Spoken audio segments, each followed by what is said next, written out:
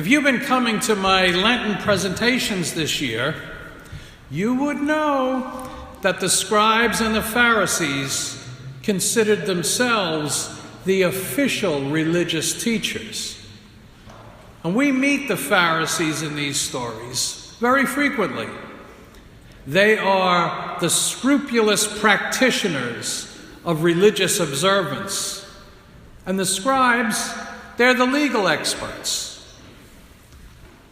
Men from these two groups bring this woman to Jesus, and they try to present him with a little dilemma. If he went along with the religious law, he might lose his reputation for mercy and one that welcomes sinners. On the other hand, if Jesus pardons the woman, then he would be accused of breaking the law of Moses. And more, he might have been seen as one who advocates adultery. Now, for the charge of adultery to stick, two men, and only men, would have been called to be witnesses. Can you imagine what a humiliating situation must have been for that woman, made to stand in public before a crowd of accusers and curious spectators? Meanwhile, the cards are stacked against her. She knows that. The woman was guilty, and all that was left for her was execution and when it would be carried out. Her fate is sealed. But you know, I am struck by the opening lines of the Isaiah reading that we heard this morning. God opens a way in the sea, a pathway of mighty waters. Now that allusion, of course, is to the Exodus from Egypt. God's people were in a vice-like grip as being slaves in Egypt. They were trapped with no future. But God opens a way for them. Isaiah reminds his contemporaries that are caught in a new slavery, this time in Babylon. And he reminds them that their God will do it once again, exactly what he did for them once before. Free them from bondage, get them out of an impossible bind. That woman is in the same bind that the people of Israel were in. She too needs to be let out of a trap. God needs to do something new for her. You know, so often you hear people say, as they reflect on a past crisis or a difficult time they're going through, I would never have gotten through that had God not helped me and given me strength. You heard that before. Some of you have said that. We look back at what seemed impossibly difficult, and only later, after we pass through a period of trial, do we see the hand of God helping us out.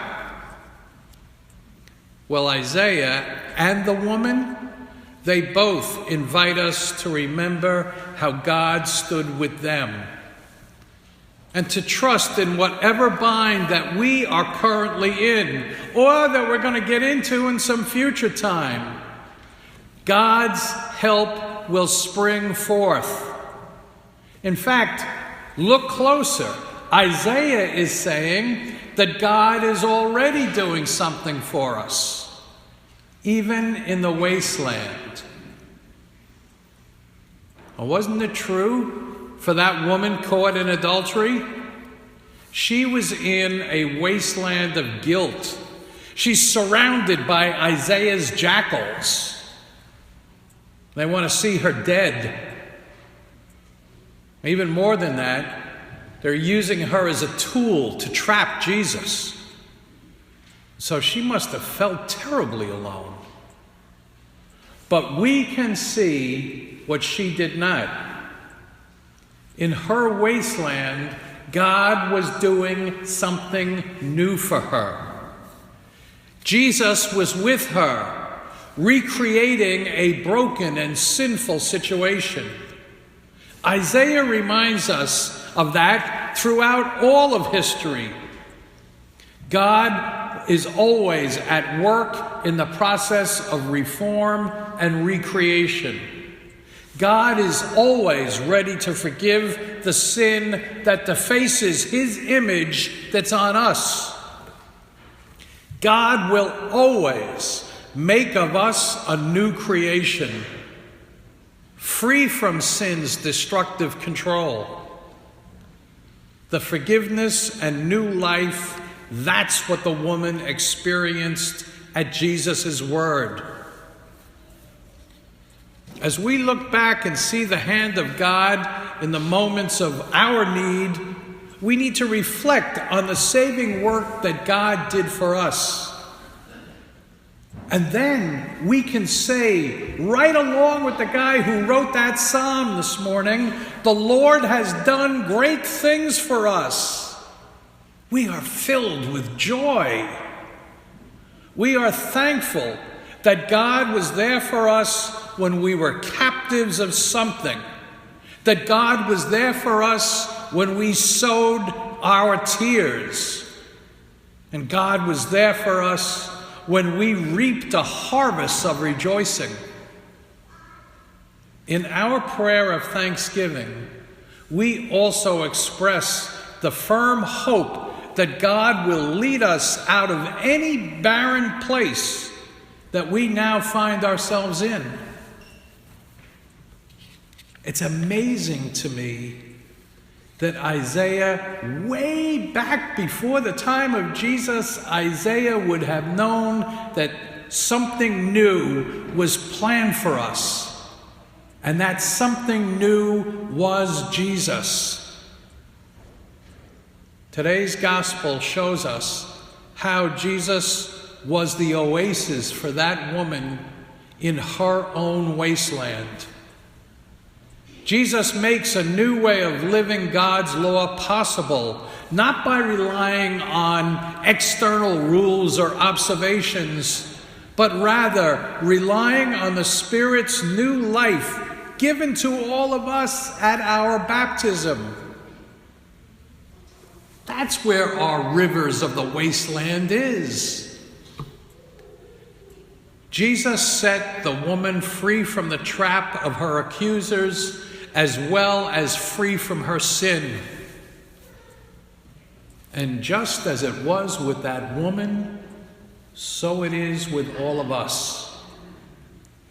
Jesus frees us from our past sins. Jesus reanimates God's image in us. He sets us free.